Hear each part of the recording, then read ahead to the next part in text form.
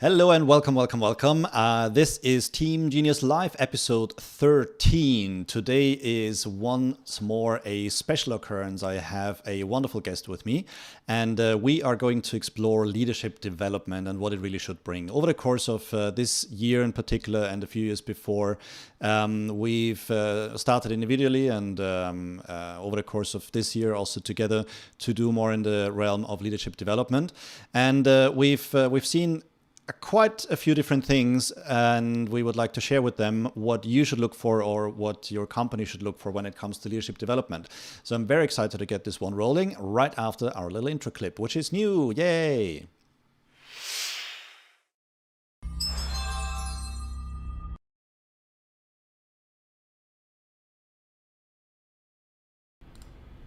Excellent. So just a few more words before we begin.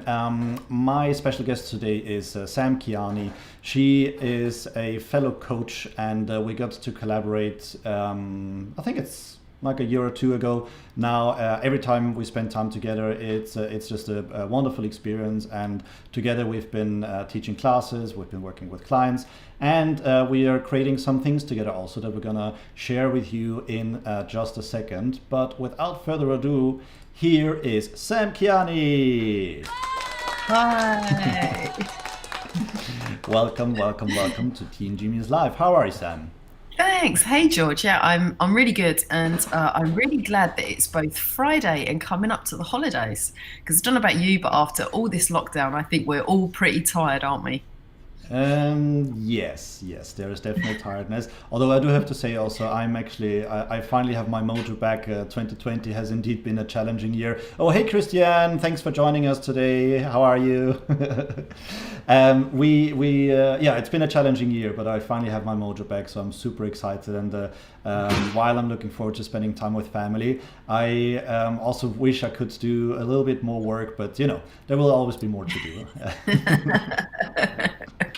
Yeah, I'm really loving seeing your bounce, George. Yeah, you've definitely got your mojo back. The bounce is back. Yeah, so we've got quite a few people who got our short notice messages. This is somewhat spontaneous. Originally, I was going to do a different topic, then changed my mind, thought about leadership development because I want to add some additional points also for potential work with a client. And I thought, hold on. This is so related to the work that Sam and I have been doing. So why don't I check whether Sam is available, and we'll do the live stream together. So here we are together. So to everyone joining us on the live stream, welcome. Please share in your comments where you're joining us from. Always lovely to see that. And if there is something of value to you, just smash that like button, and we'll appreciate you for it. So we have a lot to unpack actually, so we better get started, Sam. I agree. I mean, leadership development is quite a big topic, isn't it? Huge, yeah. It dawned on us yesterday. So what did we do yesterday? Yeah, well, so yesterday, George and I spent some time actually brainstorming out the modules for the leadership development program that really we want to bring into the world. And I think it's quite interesting because when you look at leadership development more generally, there's definitely two angles, isn't there, George, of where leadership development is spanning in the world at the moment. Yeah. This is about courses versus programs versus actual programs, right? And also about, there's kind of two topic areas. One is really in the core of leadership development itself, really centered around, some of the leadership development frameworks. So, the leadership development framework or right. Leadership 360, or there's lots of different proprietary ones. Various kind of like leadership schools have developed their own, and, the models are based on that. And it's fundamentally like a bit of a before, you do a rating across all those dimensions before, and then there's a program of specific development, and then you rate yourself afterwards. Right. And then on the other hand, there's everything to do with kind of like the leading in volatility or leading in times of uncertainty, really like what I would say modern day leadership. Yeah. Yeah, for sure. Yeah. It's almost like if you were to draw a diagram, you would have a little Venn diagram. There's all this some, well, still updated, but core leadership development on one side, one big circle, and then there's the age of complexity, VUCA world, and enterprise navigation, and really big complexity stuff. And there's this intersection. And so what we've come to really value is an ability to work with people to embrace the best of both of those worlds. The quicker things go and the more complex things get, just the traditional sort of leadership approach is just not really cutting it anymore. So we really need to bring in some of that additional layer of thriving through complexity. Yeah, absolutely. I mean, I think that it was a question for companies before, what might be the value of different working practices that lead us to agility. Yeah. But, in the current times, there is no alternative, right? The pace of change, the unpredictability, we need to find different ways of working. And of course, as we know, working patterns help, but they're only part of the answer. And leadership is so fundamental, and I mean leadership with both a big L and a little L, because what I recognize, I'm curious on your opinion, George, but it doesn't matter what our line of business or how complex or not the work is, how we get things done is all about people. Yeah. All about people, yeah. And the work that we do in the interaction with people and also on the organization, every improvement that we want to make ultimately still comes back to human change. Yes, yeah, and absolutely. So before we forget, actually, we wanted to give you a little gift. We're coming up to Christmas, of course, and Sam and I put together a productivity primer. So this is for free, available to you here at this address right here. We're going to give you a few moments to note that down. learn.teamgenius.eu/productivity primer.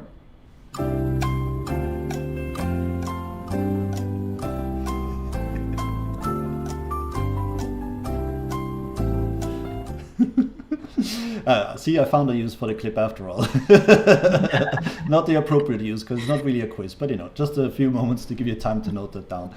So if you just share your details on that address, you'll get a document with a productivity primer. If you follow all these things, you're going to 10x your productivity. And what will also come is then more information about the program that we're going to put together, Sam and I, and we're going to look to launching in February. And everything that we talk about today is going to be stuff that you can leverage in your own organization when you either seek leadership development or when you're looking to bring leadership development into your organization, or even you're a change agent and you're involved in creating leadership programs yourself. So we want for today not only be a reflection of what Sam and I are working on, but be of real value, so that you walk away with what we have learned is really valuable in leadership development generally. So yeah, and I'd just like to add a little thing on there, because I think it's a really important point, and it's going to be a trend going forward from where we are now even more strongly, and something that I know we've weaved into what we're working on is that sustainable performance. And I think there's a real thing about sustainable working practice and an approach to leadership that includes, sustainable high performance. Yeah, absolutely. Yeah, that was also the addendum of the title to the session that Sam and I did at Agile Scotland last year, which was just half hour, and it was called Unleash Your Awesome in 2021. Sustainably! Exclamation point. Yeah, so the sustainability is really good. Really an important thing. There's so much to do, and we all have the same amount of time, right? So one key thing also that we believe should be included in leadership development is what used to be boringly called time management. And it's you're very welcome, Christian. Very welcome, Christian. And in leadership development, we have traditionally seen time management in there And time mastery is what we would like to call it from now. It's a very creative use of the same time that everybody has during the day. And Sam did this wonderful thing yesterday. How did you give some perspective on that? Oh my gosh, I'm trying to remember now the amazing thing that I did yesterday. With the stars. the stars, you said, right? And you mentioned some people that some individuals that people might see as role models, perhaps. Oh yes, of course. Well, yeah. I mean, it's really funny, right? Because Barack Obama has the same amount of time that we do. So does people like Oprah Winfrey. Depends who you look at in the sphere of high performance. What's so interesting is that it's not about the amount of time we have, it's really about what we do with it. And when you look at the highest performers, it's also about the organizations and the structures they build, the support system around themselves. I think one of the myths of performance is that, you know, we can just plug away that little bit more, work that little bit harder, you know, and we'll get there. But we end up in peaks and troughs of burnout, and that's both on an individual level and also organizationally. I've seen that time and time again in you know, departments, in, you know, I've worked a lot in financial services, but you know, it's you know, this is patterns that we see that transcend the individual. Yeah, absolutely. So some of the things that you'll actually find in that productivity primer that we shared are not necessarily around time management, but prioritization. Really, how do you prioritize your day? What do you do first thing? A lot of people are going to work, showing up, and then they check their email or respond to messages, which actually is the least productive thing you can do with your time. What we're recommending, and we're basically already giving you some of the key tips if you're interested.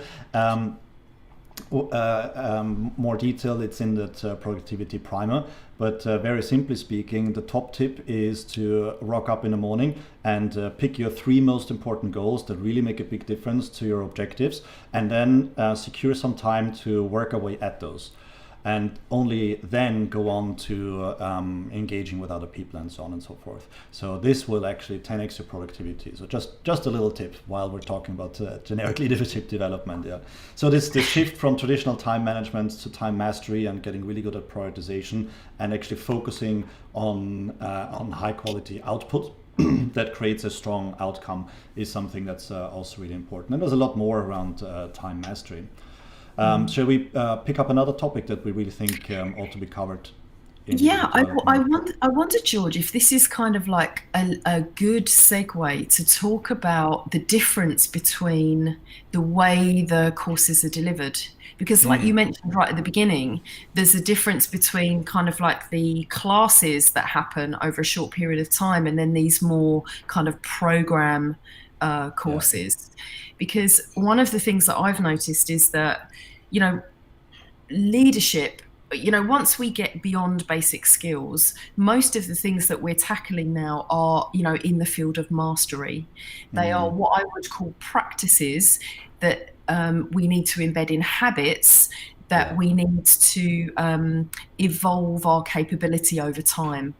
And so, you know, you're talking there about time mastery and about prioritization, and it just kind of really resonated with me that, of course, what we're talking about is really structuring a program that has that element of practice really built in, so that it's not just about the theory, it's about embedding the capabilities and also experiencing the bumps in the road, because you know, like especially around time mastery, it's not as simple as, you know, it's like a complex adaptive problem, isn't it? You know, there's lots that we learn along that journey of prioritizing energy and time, right? So yeah, absolutely. Practices need to be practiced, and in executive coaching programs, whenever I've recommended just these time mastery tips, then most executives try it and then kind of fall off the wagon because they're not used to keeping the discipline of doing that.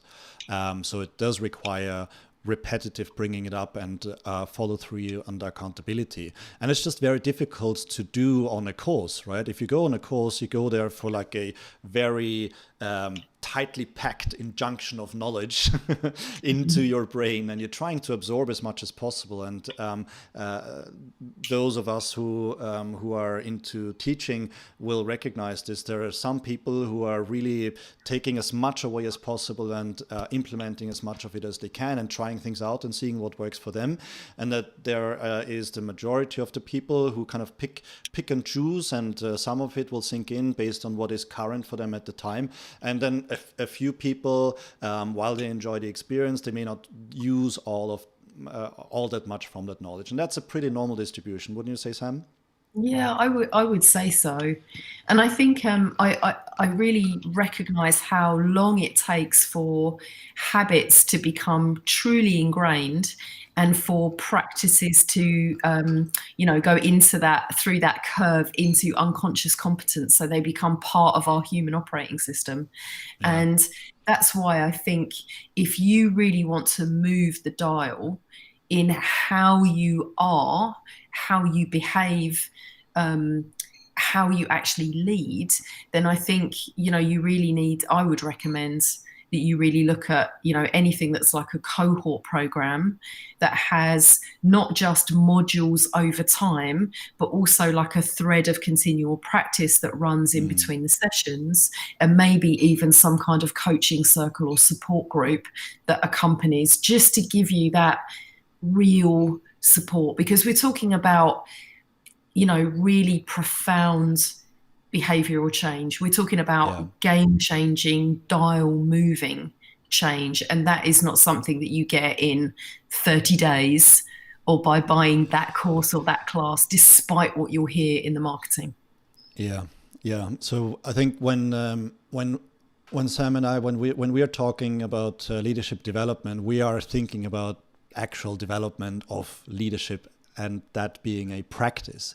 So it's not a leadership course. On a course you can learn the concepts of skills and practices. And when we're teaching, we're trying to really maximize the amount of practice time that we have there. But then there's very little opportunity for follow-up. So it's a bit of a tough situation sometimes also for organization, right? They reach the end of the financial year and then they see, we've got all this learning and development budget left. What shall we do with that? Let's buy some training in and some courses. And that's nice, but I just question how effective that actually is, then how good of an investment that is in the people and of the budget.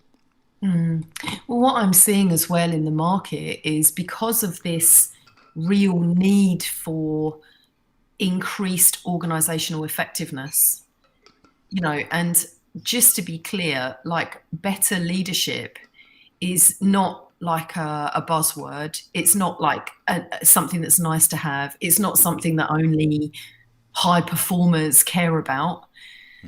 Better leadership impacts the bottom line of businesses. Leadership Circle, through their research, see that having what they call creative leadership impacts the bottom line by up to like 35%. So I think the trend that I'm seeing now in companies is that for training courses, they do want to see measurable behavioral impact. And of course, that does take time. It does. It definitely does. And so these, what you mentioned earlier about the measuring at the beginning and measuring at the end, that's a really powerful tool, right? Because if we're not baselining where we are in our proficiency, we don't really know how much we've grown over time, right? And again, if you measure at the beginning of a course and then 2 days later or maybe 3 days later you measure again, it will be based on only what they've experienced in those 3 days. And in some cases, the measurements might actually go down when people realize that what they've practiced is not actually the best way of going about something, and then they rate themselves down. So it's possible that even if you measured in a course, you would actually have some lowered results after that. So at this point, I just wanted to thank all the viewers for dialing in. dialing in, right? Joining the stream, tuning into the stream. Great of you to be here. If you have any questions around this subject, feel free to put them in the comments and we'll pick them up, either if it fits into the conversation or towards the end. So far we've covered, I think, is there anything else that we wanted to share, Sam, on the comparison between courses and programs? You mentioned a few of the elements that we might want to see in the program already. Yeah, I don't think so. What you were talking resonated with me back into the content of our module, which was around like realizing value. Because there we are talking about what we value and also what we measure, and outcomes versus outputs. And of course, we were talking about goals and also the behaviors that support the goals. So these are all things that we have been thinking about around the importance of realizing value. Yeah, absolutely. Yeah, Christian agrees. Absolutely. Saw the same thing. No change. Yeah, because there was no frame of reference, no accountability. That's what happens, right? Absolutely. So where is the value? Has value been truly realized? Yeah, it cannot really be answered. Maybe yes, maybe no. Who knows? Yeah. So we talked. Maybe we'll go in a bit more on the high-level learning objectives that we might want to see now, huh? Mm-hmm. Yeah. So as we mentioned, there's this intersection between leadership and working with complexity, and it should really have both. And I forgot something around the courses, right? So in defense of the courses, when you look at the learning objectives, many of them are really spot on, right? So in the world of agility, there are some courses around enterprise, organization and development, as well as some leadership courses from the leading bodies in the agile world. And if you look at the learning objectives, they're actually rather good. And some of the trainers, hopefully many of the trainers, certainly the ones that I know, they are really doing the best they can. But it's not a question of the learning objectives that are in there. It's really about the format, and that's where the issue lies, right? So at the very least, if there is no way for you or your organization to get a program that lasts for anywhere between 3 and 6 months on a cohort basis or group basis, and you can only get a course for whatever reason, to have at least some sort of check-in 1 month after with that same group, to have a little bit of an accountability loop. That, if you must have a course, then at least I would advocate for that. Yeah. So that's certainly also what I'm doing with my courses in other subjects now. Yeah. And I just echo that, because I think there's lots of really good training that's out there, and lots of also really good cohort programs. Cohort programs aren't new. They're kind of a bit on the leading edge, but they're not brand new. I think the interesting thing about what we're playing with is it's really bringing those two worlds together: high performance leadership with the organizational patterns and leading in complexity and uncertain environments. Absolutely. Yeah. Cool. So let's cover off the next high-level learning objective. So we realized and what brought in from the executive coaching work that Sam and I are doing, that of course a lot of the work starts on ourselves, so that we can really be very conscious about how we're showing up and how we're practicing leadership in our everyday, in our engagement with people who might be in our charge, and our stakeholders that we're engaging with. And how we can do that is really very much up to us, right? We can design that. So we're referring to this as designing our leadership brand. What else comes into that area, you would say, Sam? Well, I think in common with a lot of other courses in this space, there's things to do with like emotional intelligence, self-awareness, self-management, social intelligence. But I think what we also have, I think you talk there about really you know, designing your future best self, you know, who your leadership brand is, but also the practicalities of how you might get there. We also join that with complex problem solving, because there's so much of that in how we go towards our leadership brand. Things like resilience and boldness and those polarities of safety and vulnerability. Yeah. Yeah, and a big area that also is in here that the reason we believe this to be so important is because we are always role modeling, whether we're consciously or doing it with awareness or not, just by how people perceive us and how people observe us, right? In one way or another, we're always role modeling. So whatever we're practicing is what in any type of leadership position we would then also set as acceptable or desirable for others. And that for better or for worse, right? So one of the worst examples from a couple of decades ago now in Enron, right? That was corruption all across the hierarchy, and it was okay to do things the wrong way, and it started from the top, and everybody just followed suit, right? And vice versa, if we want to see certain behaviors, then we need to start demonstrating those behaviors ourselves, right? So in a leadership position, we always need to go first. And something else related to what you said, Sam, in the world of complex problem solving, I think is really important to bring in, which is around working very actively with how the mind works. In particular, we're thinking here about cognitive biases. The cognitive biases are essentially shortcuts of the brain in order to be more efficient and more energy efficient as a brain. But it actually can backfire. The easiest example is if once you think you've made your mind up about something, then it's actually easier for the mind to find evidence to support that decision or belief rather than changing your mind afterwards. And those types of things can actually be quite tricky in a day-to-day interaction with other people and in the organization. So one counter to that might be something where we proactively go into critical thinking and complex problem solving, because it helps us to step back from this almost impulsive drive to go with what we've done before, right? So throwing good money after bad money, is a prime example of this. If an organization has made a decision to fund a certain initiative, and all of a sudden we're learning that that's not necessarily the best thing to do, it requires discipline to say, yeah, okay, now let's stop it.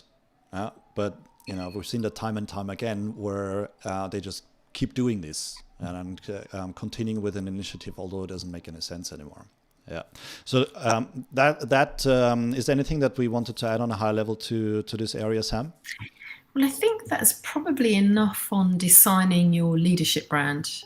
I think it's just this real deep dive into designing the leadership brand and then how we really get there. Yeah. Again, getting very conscious of it and continuously doing that. And just to re-emphasize the term you mentioned, Sam, future best self, I think is a really powerful thing. So if there's one little thing that you wanted to take away for your own practice, future best self is basically you take a moment, breathe, center yourself, and think forward into the future. And just connect with the best version of yourself, your ideal self, and think about a few words that describe that. So then you come back, and whenever you face a challenge in the moment, you can always then think, okay, what were those 3 words? How would my future best self approach the situation right now? So it's a really good little hack, and it's a high performance habit that you can adopt very easily. So just a little Easter egg before Christmas for you. Cool. Where are we going to next? Well, I think we saw through our kind of 6 modules this kind of journey.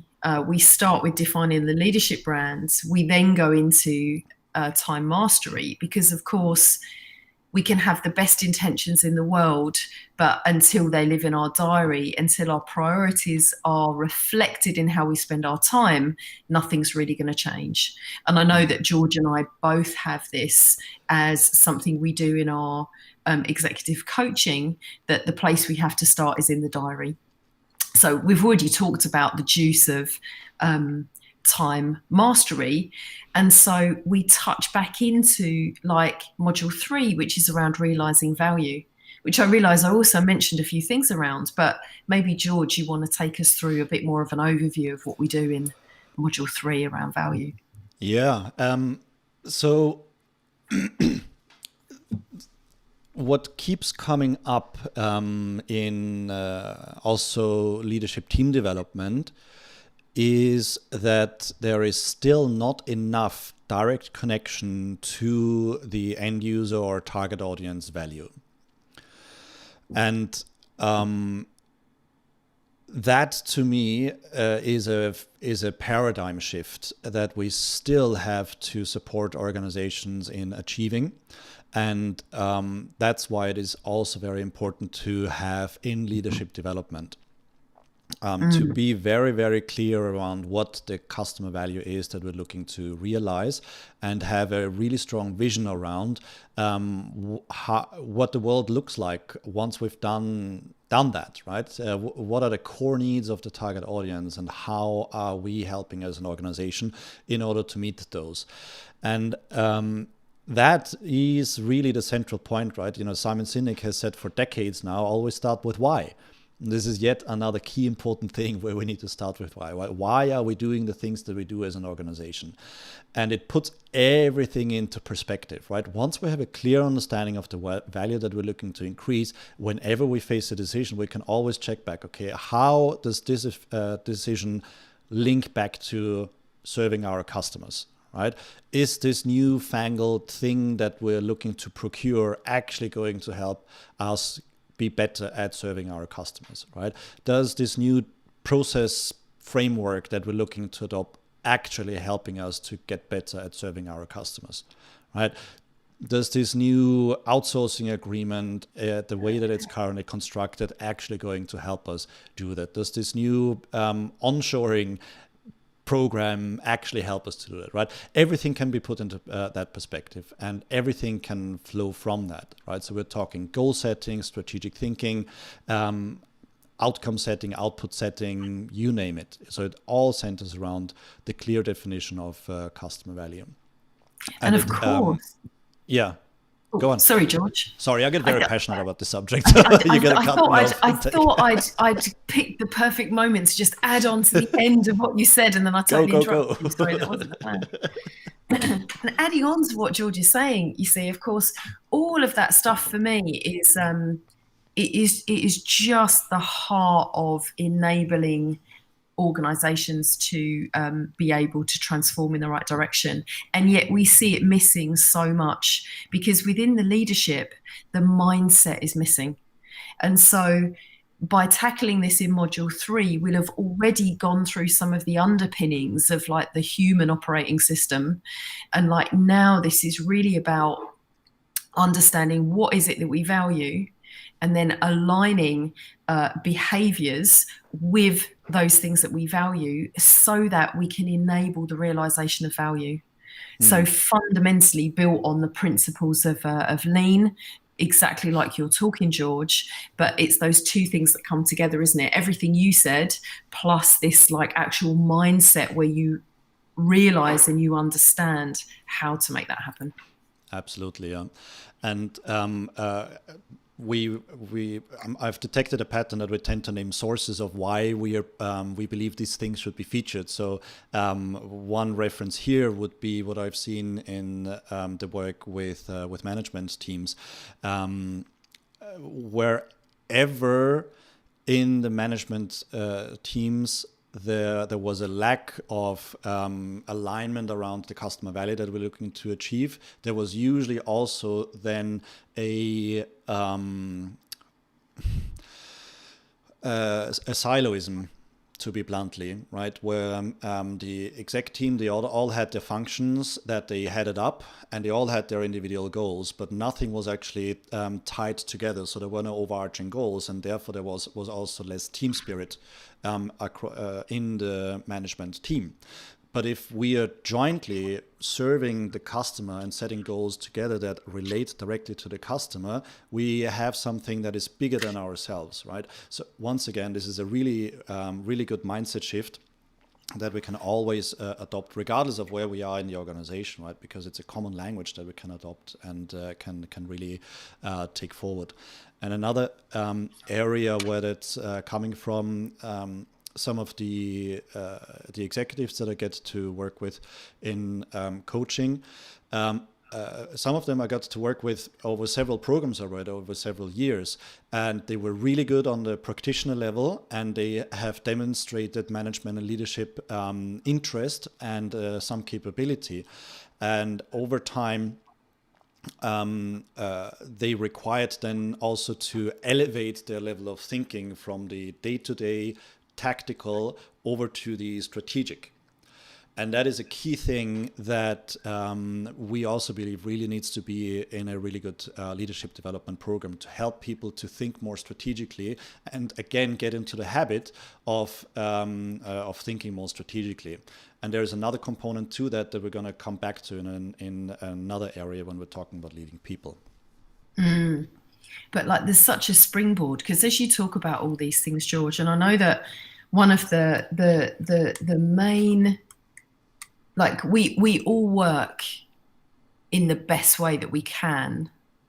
And so this is about helping people understand like new patterns, or helping leaders understand what a different mode of leadership looks like to enable that realization of value.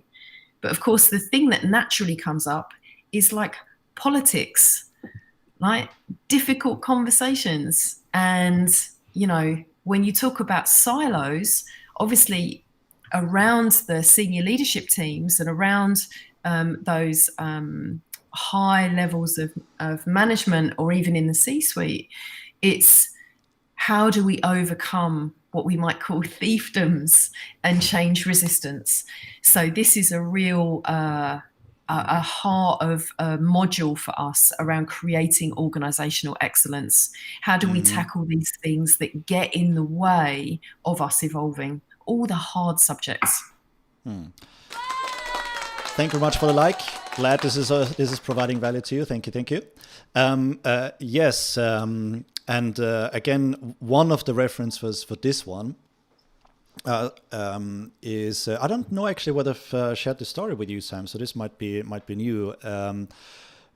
When was it? In 2019 at Agile in Europe in Porto. We had the great opportunity. What they organized was to bring Alistair Coburn on a video call in, and he was one of the co-creators and signatories of the Agile Manifesto. And we were able to ask questions, which is a phenomenal opportunity, right? I mean, he's not a friend of mine, but so for me, it was a great opportunity. And I got to ask a question too. And the question that I asked is, to this day, and we're talking, this 2001 is when they released the Agile Manifesto. So we're almost at the 20th anniversary, which will be in February, I think. And we got to ask questions, and the question that I asked was, so, after doing this for almost more than 20 years, of course, because he's been practicing before that, what remains to be the key challenge for organizations willing to adopt more modern working practices and agile ways of working? And he mentioned two things, and they resonated so strongly with me from what I got to see in organizations. And those were fiefdoms and resistance to change because the change was done to people, right? So fiefdoms basically means that there was another kind of resistance in the organization because certain managers were afraid of losing power and control. And so they basically blocked off trying out different ways of working. And the other one was resistance to change, because people were told to change rather than being invited to explore what they could do better and given permission to try things out and support and things like that. So those are some two key areas that we believe should really be covered well in the what we like to call creating organizational excellence, right? Actively working with those two core issues, because they just seem to come up. If you've seen those, let us know in the comments. Yeah. And I think like these challenges of managing power dynamics is really real. And I think part of the answer is to have a systemic focus. So really to understand what systems are all about and how to think systemically. That takes time to embed, because it's not like you've got it, you understand it. And so as we start to think systemically, we understand that there are no quick fixes, that there are many interconnecting variables, and there can be unintended effects. And so we immediately start from a footing that avoids there being direct power dynamic issues. They'll still come up, I'm sure, because that is the nature of working with people. But working systemically is such a better way, because it's all about really focusing on the outcome really that we want, not focusing on the organization design specifically, not focusing on people's roles specifically. We focus on what we want the outcome to be, which is, George, you were saying, linked to the value, we're really being clear on what that is and for who. Absolutely, yeah. Yeah. And I think another area that is worth mentioning here is around the goals of optimization. Right. So if we think about the possible ways that an organization can seek to optimize, if we just use, for example, an obsession with cost reduction, right? You can reduce costs in so many ways, and ultimately all lead to realizing less value for users, or even upsetting users, because we are also losing quality. Right, we can actually have a bigger impact on cost reduction by optimizing how we are releasing value to the customer. Yeah, and that comes kind of over to another area where we spoke a bit about this issue of change inertia, right? We get sometimes pulled into client engagements where they have actually started an agile transformation, or whatever they call it, an agile change program, and it's been going for a few years. But what have you seen when that happens, Sam? Yeah, I mean, it's not uncommon, isn't it, that organizations are on this path of trying to realize changes, and yet nothing really has changed, or maybe even things have gotten worse over the course of 2 or even 3 years. Now, there are many reasons for why that is the case, but specifically in the space of leadership, it's often to do with what we are calling, trademarking, the power spectrum. And there is a real need to master the power spectrum, because quite often at that senior leadership level, if we have silos and fiefdoms, as George was saying, which is so often the case, people have worked very hard in their careers. They might have made very many sacrifices to get where they are. So of course, if we don't take care of, things, then, people can be very uncomfortable. So as a leader, being able to master your power, to not come in too heavy-handed, so you're command and control and telling everybody what to do, and you're railroading your colleagues, but being able to bring everyone together really also requires like an underpinning of these really good like negotiation skills and this ability to have influence. And of course, being able to manage your power spectrum and having these skills of negotiation and influence really kind of these talk to developing situational leader skills. It talks to, really understanding how negotiation works, things like listening. So there's a very strong loop back into how you've designed your leadership brand and the practices that you've set up, and how you use your time and your energy really loops into this, like your own personal power, and how you can use that to best effect to, really enable organizational excellence. Yeah. So this section is all about the real issues that are holding change back, organizational patterns, optimization goals, and again, how we're showing up essentially as leaders, right, along this power spectrum.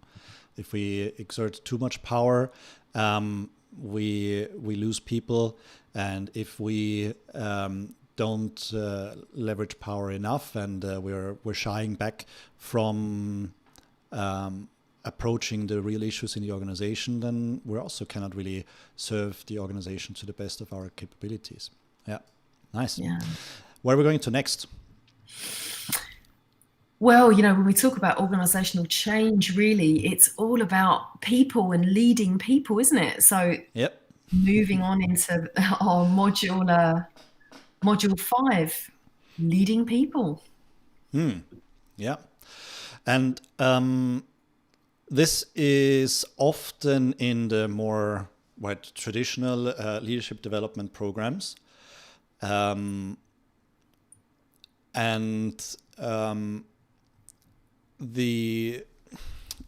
point of reference here again is that those candidates who are really great practitioners and who maybe have an interest in trying out management or leadership positions don't necessarily get the right education or support in order to learn the skills that are required. So that's why we believe there should be something in a leadership development offering that gives some of that. So in the old world, this would be managing people effectively or whatever that might be, but brought to the modern world, right? Bringing this into the 2020s with what we've learned here. Yeah. And I think there's just such a paradox as well, is that I don't know if you recognize this like in your careers, but even if we had the theory, even if we went to one of the fancy business schools and we know the theory, but the time we've gone through 15, 20 years of career, in actual fact, corporate politics has kind of bashed all that out of us. And thanks to all the pressure and the edicts on hire to cut the costs, we are now pretty much so stressed, so time poor, and so under it, that actually all the theory might have gone out of the window anyway. I think the real challenges that face leaders today is that many workforces are pretty disengaged or exhausted. You've got polarities in organizations where you've got most of the work being done by a few that risk burnout, but then this sense of like a mass that aren't doing anything.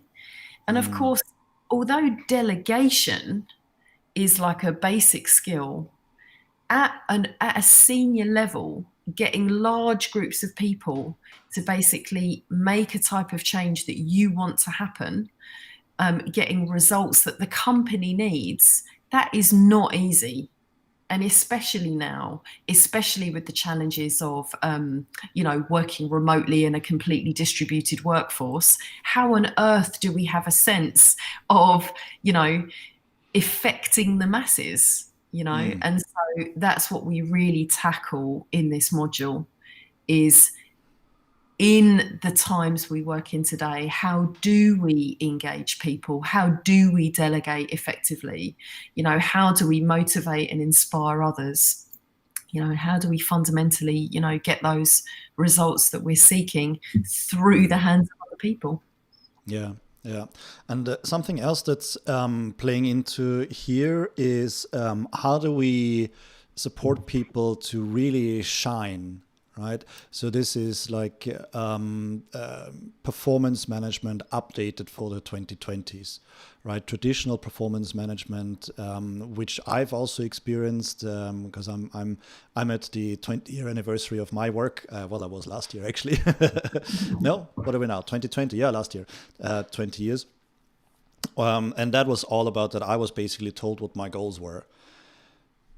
That didn't work for me at all, right? Because in some cases the goals didn't make any sense, and in other cases they were not. They may not have been challenging enough. But the simple premise that I was told goals, and then we would check in on an annual basis, that didn't make much sense to me at the time. And 20 years later, there's still this is still common practice in some organizations, right? So a shift is required, right? Going away from annual performance management in the worst cases where employees are given goals that they ought to achieve, over to something that is a lot more collaborative, more mentor coaching based, with regular support structures, regular check-ins based on the proficiency or mastery of the employee, to really challenge the employee and support the employee at the same time. So that we also think is a really important point in here. And one more thing comes in here, Sam, right? All the diversity. There does, yeah. and I think that one of the things that's really important to say here, that also joins in a way with diversity, is that it's often said, you know, that leadership are the problem, you know, and God, they're so command and control, you know.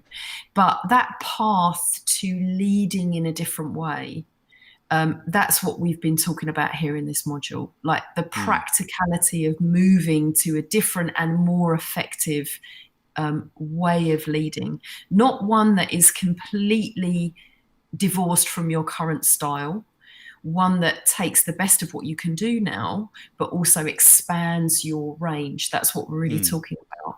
And one of the things that's so important, you see, about that is because another game changer for corporate performance is diversity. You know, it's not just because, you know, it's a good thing for the world, but diversity of thinking, diversity of backgrounds, diversity of race, gender, color, all of that is really important. And really, leadership set the tone from the top. And again, there's like nice loops back to what we covered in module 1 around, you know, the basic human operating system and all the biases that we do have, and certain practices, because, you know, all that's good theory, but we have to anchor into actual practices in the organization that will foster diversity and will deliver organizational results. So yeah, Absolutely. Great point, George. Yeah. So thanks again to everyone viewing live. It's a great honor to still have you with us. As you can tell, Sam and I could talk about this for hours and hours and hours. However, we are going to try to keep this to an hour, probably going to fail slightly and over deliver a little bit over the hour. But let's see, maybe we'll get to finish. So if you do have any questions while you're still with us and we're still live, please feel free to put them in the comments and we'll pick them up now. And we are almost done. There's basically one more module left, and I have one more thing to add actually to leading people, because we said earlier, you know, those who have really worked on their progression and they have climbed up in the ranks and they have become more and more senior, are in need of learning how to think more strategically. They also need to work out how to delegate, as we've covered, and not necessarily to only to larger groups of people, but in the first instance also to essentially backfill their own work, right, as they're moving further and further away. And a key tripping point, one of those. Tipping point, yeah. Tipping point is to recognize when to let go and how to actually serve the staff differently, right? Because just the way that we've done it when we're a practitioner doesn't necessarily mean that that is actually the best way, right?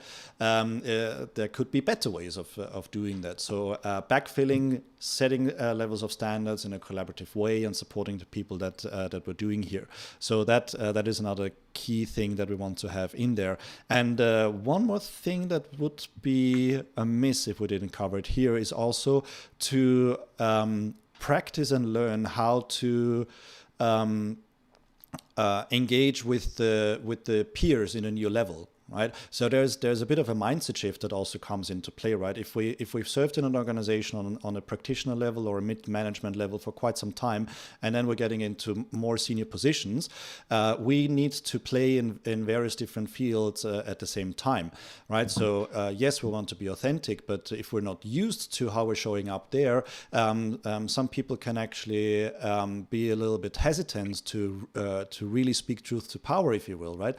And work out how to serve in those different fields across the organization. So that's another area that we believe is quite useful to cover in leadership development. Yeah, I think the challenge, George, is there's so much richness that we've already thought of, and I'm sure that that was only like our first cut, right? Yes.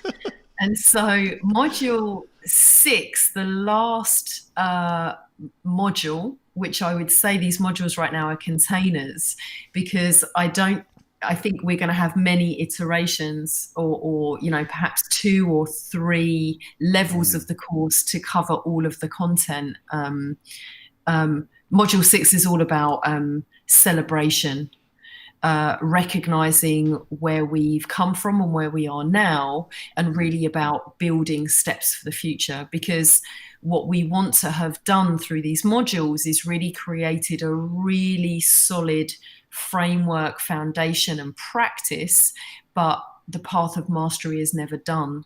So it's really kind of like setting your leadership practice up for ongoing success and growth. Because however long this cohort program, your trajectory as a leader and your career path as a leader should, we hope, will skyrocket and continue for many more years beyond, just the time you spend with us. Yeah. But I'm really curious. I mean, George, if you're burning to say something more about module 6, but I'd really love to hear from the people here on this call, what are the key challenges that you see in the leadership space, either with your own or the leadership that you see around or above you, that you would love to see tackled in a development program? Yeah. Put those in the comments while you type. I didn't have much to add to module 6. I did have something more overall that I wanted to bring in. Nowadays, there is a real yearning, if you will, for quick fixes and silver bullets. And I think we can be honest about the fact that leadership development, there is no quick fix to it, right? It's a process, but we believe with the right type of program, it should be a joyful process, right? Because we should be able to hey, Fran, yeah, absolutely. This should be a joyful process that happens over time.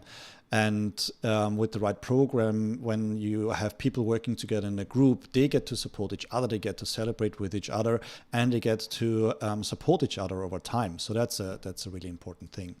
Yeah. Hey, Fran, thanks for joining us today. And Fran mentioned, managing the ego. Very important, yeah. So where would that fit in, Sam, in our framework, if you will? Yeah, so from a psychology perspective, the ego is often very demonized, but the ego is the part of us that enables us to deal with the world as an individual. We would just be Borg if we didn't have an ego. But I know what you mean, Fran, because there are a lot of rampant egos out there. And of course, the problem with an unmanaged and I mean in the truer sense of the word, an immature ego is, of course, essentially you've got something like a 4-year-old stomping around in a suit, wielding loads of power and having budgets of several millions. And, we never really want that to happen. And yet that is the situation we so often see. You only need to see the dynamics in most boardrooms to realize that it's kind of like a version of a kid's playground if we're not careful.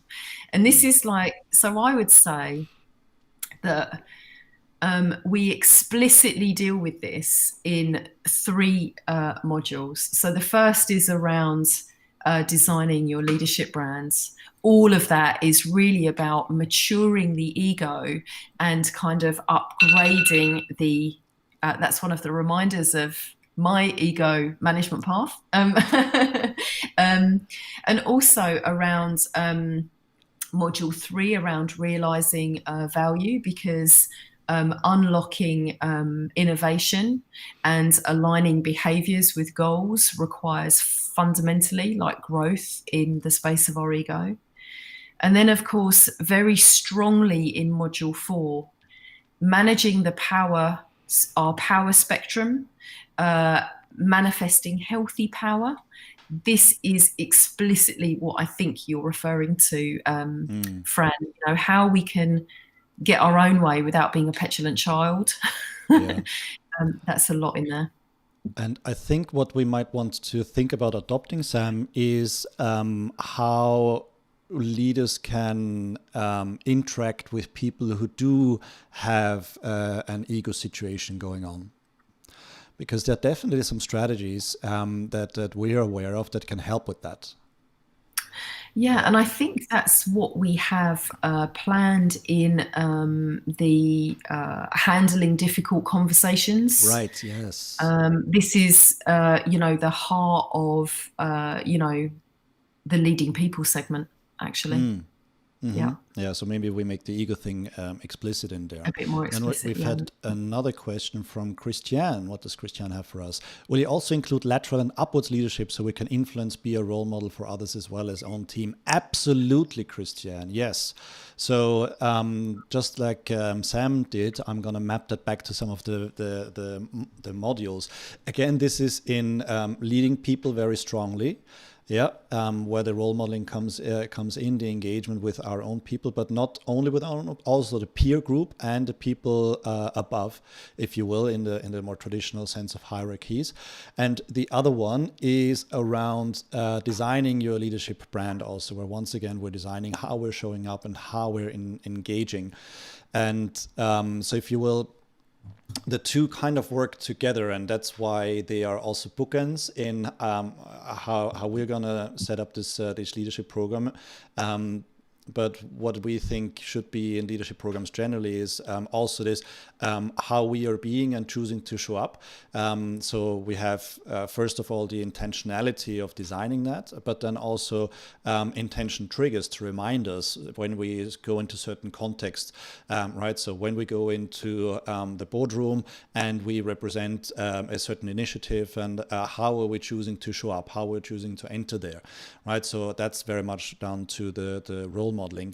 And the bookend of that is then in the leading people segment, the skills of doing that and the skills of navigating that, those types of situations. So yeah, absolutely.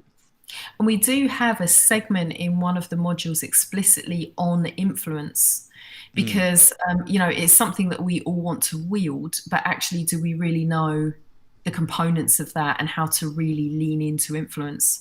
And there are some gotchas for things that we think give us influence, but actually they take away from our influence. So yeah, great.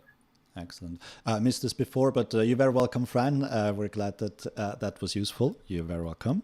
And then we've got one more from Christiane. What have we got here? Differences between management, admin tasks, approval of holidays, and leadership. Take them with you and inspire. Yes.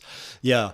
It's a good point. We haven't made that explicit, but the first element, these traditional tasks, depending on how they are done in an organization, they are just part of the job, right? doing also those with excellence is required. So we don't, we don't. What's the word I'm looking for here? Well, George, there's something coming up for me, which is something we might want to discuss. But I think that in the space of leadership, there's kind of two halves that make up that whole. Now, what that question was driving towards was around basic competence in the role, right? Differences, yeah, Christiane. So basically, the competencies of management, we can certainly talk about what those are. I think, Leadership Circle have like I think it's like 6 core modules. Now, I don't, in my mind right now, that's something that's outside of the scope of our training. Because what this is all about is the dimensions that are uncommon, that aren't generally focused on, and these are the ones that are the game changers. So if you came to our Agile Scotland talk, you see that both the Leadership Circle research and also the World Economic Forum, the game changers are in the space that we've kind of spoken about in terms of some kind of core practices that are missing these days, like, critical thinking, problem solving, systems thinking, etc. And then really what we call like the human related expertise. So everything about managing ourselves, managing others, and organizations. So I would say the core competencies, they're something else. They're skills acquisition, Yeah.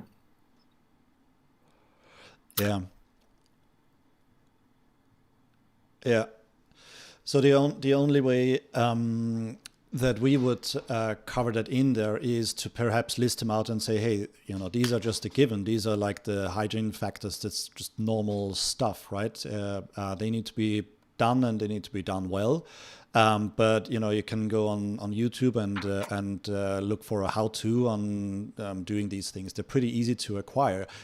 What we would only cover is the discipline to honor them as a regular part of the job and just commit to them and do them well, because they're just required, right? So there are the types of features, if you will, of management and leadership that employees notice when they are not done, but they don't necessarily get noticed when they are done regularly. They might get noticed if they're done super proactively. Yeah. Well, something I noticed from Christiane's comment is, I think we touch on your point, Christiane, in the support structures that a leader needs to set up for success. Because obviously making sure that things are taken care of, to free up time and to make sure that appropriate delegation is in place is something that we do cover. So and I think I have made a note on our sheet that it would be a really good idea to talk about competencies, because I think it would be good to make them explicit. So thank you for that. That's really good sparking of ideas, Christiane. Fantastic. So we are 7 minutes over time. I think we should start to close. If you have any burning comments left, we have to wrap. Yes, we have to wrap. So yeah, we're. If you have joined us so far and you have found something in here useful, please kind of share a like. It always helps to help others discover the videos on YouTube based on how the algorithm works. It's been an absolute joy to talk through this with you, Sam. Thank you again for joining us fairly short notice. A big applause to you for your responsiveness. And here is one more time the excuse me, the link to where you can get the productivity primer, and we will also let you know when we have updates about the program that we'll be doing. But everything that we have in here is something that we really think should be covered in modern leadership development programs. So if you don't work with us, make sure that you request some of the things that you also feel are really good from this list that we have provided today. So with that, Sam, any parting words from you? Just want to wish everyone a really happy holiday season, and thanks very much, George, for the conversation today. Thank you. You're very welcome. And yeah, Merry Christmas to you all. You're very welcome for everything that... I got confused now. I'm starting to think about Christmas celebrations. I know, right? Yes. I'm not sure what's my favorite. Like, I do like a mince pie, but Christmas pudding, it's a special treat of mine. I can only get it once a year. Yeah, in Portugal we have rabanadas, which is kind of like a French toast type thing, but it's much I like it a lot more than French toast, I have to admit. I'm not saying that because my wife is Portuguese, but that's my honest opinion. Anyway, so thank you again for joining, Sam, and thank you to you all for joining us on this live stream. If you can think of someone who would benefit from this information, please do share it with them. The video will be processing on YouTube, but pretty much immediately available. And yeah, thank you all so much. Thank you, Sam, for joining. That's a wrap. That's a wrap. Ciao, ciao. So yeah, happy holidays and a fantastic 2021, everybody.